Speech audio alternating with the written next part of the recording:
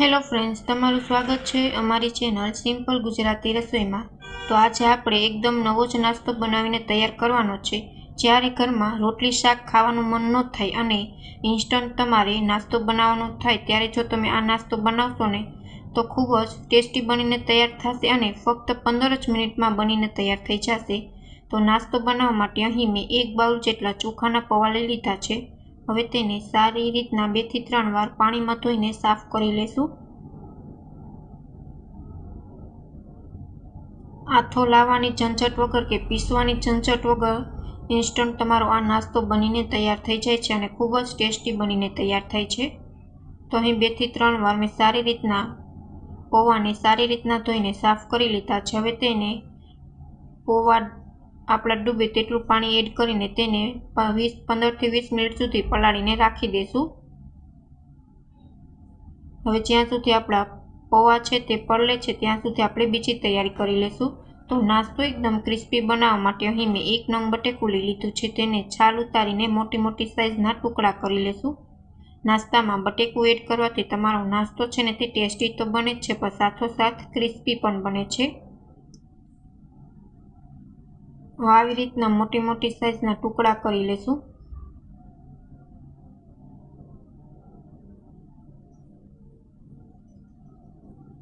તો અહીં મેં ટુકડા 1 બટેકાના કરી લીધા છે। હવે અહીં મેં એક મિક્સર જાર લઈ લીધું છે। તેમાં આપણે જે પૌવા છે તે પલાળેલા છે તે મિક્સર જારમાં એડ કરી દઈશું।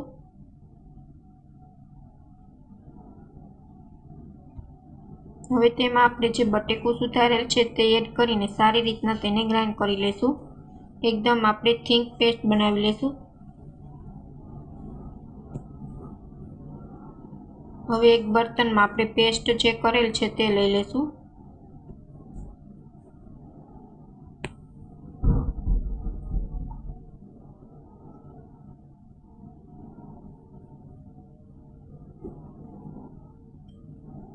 હવે તેમાં મેં 1-2 નંગ જેટલા મરચાં સુધારેલ છે તે એડ કરી દેશું। તમને જે પ્રમાણે તીખું પસંદ હોય તે પ્રમાણે મરચાંની વધઘટ કરી શકો છો। હવે અહીં મેં એક આદુનો ટુકડો લઈ લીધો છે તેને આપણે સારી રીતના છીણી લેશું। આદુ એડ કરવાથી તમારો નાસ્તો છે તે ખૂબ જ ટેસ્ટી બનીને તૈયાર થાય છે। હવે સ્વાદ અનુસાર મીઠું એડ કરી દેશું। અહીં તમે લીલા ધાણા પણ એડ કરી શકો છો પણ મારી પાસે નથી એટલે સ્કીપ કરું છું। જો પણ તમારી પાસે હોય તો ચોક્કસથી એડ કરજો। સારી રીતના બધી જ વસ્તુ આપણે બેટરમાં મિક્સ કરી લઈશું। હવે નાસ્તો સરસ ક્રિસ્પી બનાવવા માટે અહીં મેં અડધા બાઉલ જેટલો ચણાનો લોટ એડ કર્યો છે। અહીં તમારે પાણીનો બિલકુલ ઉપયોગ નથી કરવાનો। ચણાનો લોટ આપણા પેસ્ટમાં એડ કરવાથી સરસ બાઇન્ડિંગનું કામ આપશે। પાણી છે તે બિલકુલ એડ નથી કરવાનું। તમારું બેટર છે તે સરસ તૈયાર થશે નાસ્તો બનાવવા માટે। તો હવે આપણું બેટર છે તે તૈયાર થઈ ગયું છે। હવે તેમાં અડધી ચમચી જેટલો બેકિંગ સોડા એડ કરી દઈશું જેથી આપણો નાસ્તો છે ને તે સરસ પોચો રૂ જેવો બનીને તૈયાર થાય।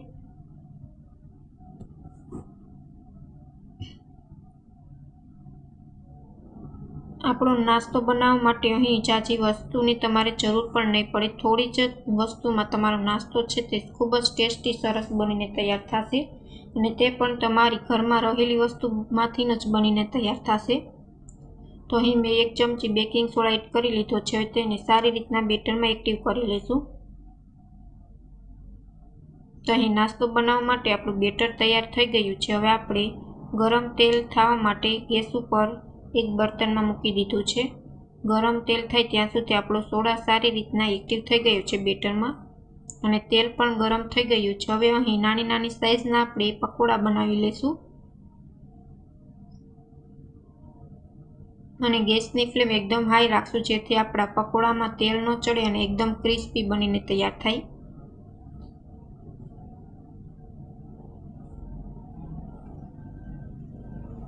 આ નાસ્તો એટલો ટેસ્ટી બનીને તૈયાર થાય છે ને કે ઘરમાં બધા જ આંગળા ચાટતા રહી જશે અને આ નાસ્તો બાળકોને ખૂબ જ પસંદ આવશે। તો અહીં મેં પકોડા છે તે તેલમાં મૂકી દીધા છે। હવે આપણે તેને બ્રાઉન થાય ને ત્યાં સુધી તળી લઈશું।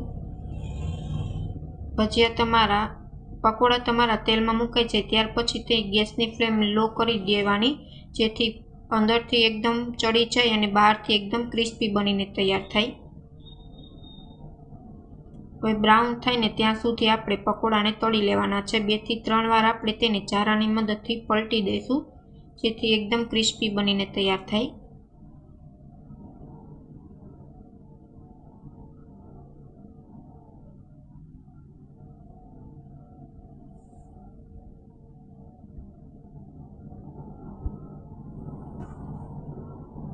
તો એ સારી રીતના આપણા પકોડા છે તે બ્રાઉન થઈ ગયા છે. હવે તેને આપણે લઈ લેશું.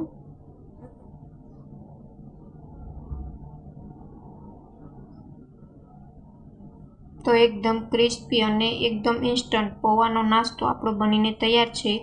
વધેલા બેટરના પણ આપણે આવી જ રીતના પકોડા બનાવીને તૈયાર કરી લઈશું. જો તમને અમારી રેસીપી ગમે તો ચેનલને લાઇક કરજો, શેર કરજો અને સબસ્ક્રાઈબ કરજો અને કમેન્ટમાં જરૂર કમેન્ટ કરીને જણાવજો કે તમને અમારી રેસીપી કેવી લાગી. Thank you for my watching video.